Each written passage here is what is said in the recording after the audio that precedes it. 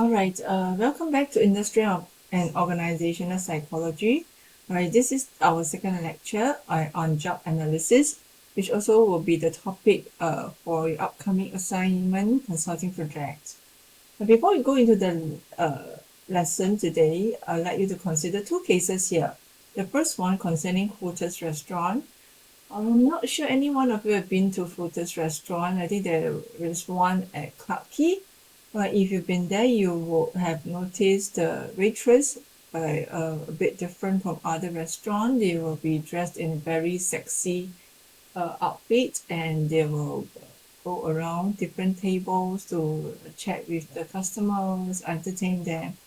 Right, and this is a case whereby this particular person, Gruszewski, right, he applied for a job as a waiter at their local Hooters and was told by the restaurant manager that Hooters will not hire men for waitering positions.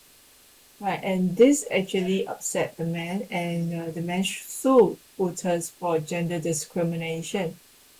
Right, what is interesting here is that Hooters willing to settle privately with this man and pay him a big sum of money.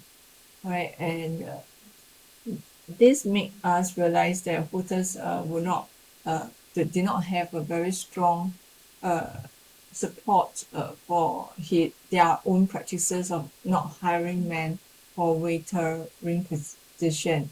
Why would this be an interesting case for our psychology?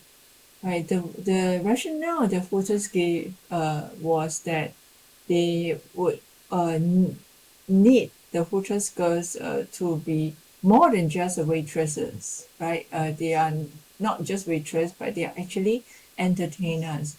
Right? They are supposed to maintain a very glamorous appearance, right? Sometimes even need to sing and dance in order to engage their customers, right? All these things comes together to provide the so-called Hooters experience, right, for the customers. And they argue that this is the job requirement of the Hooters waitress, and therefore it is not so suitable for a man, right, to do the job. But the reason that they are willing to settle privately for a big sum of money, because they did not have the kind of documentation to support their job descriptions, right? Because they did not conduct a proper job analysis that able to support their rationale, right, for doing so.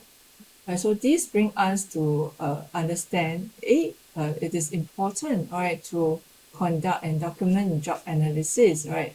This is not just something additional for us to be a bit more systematic and that's all. It has legal implications here.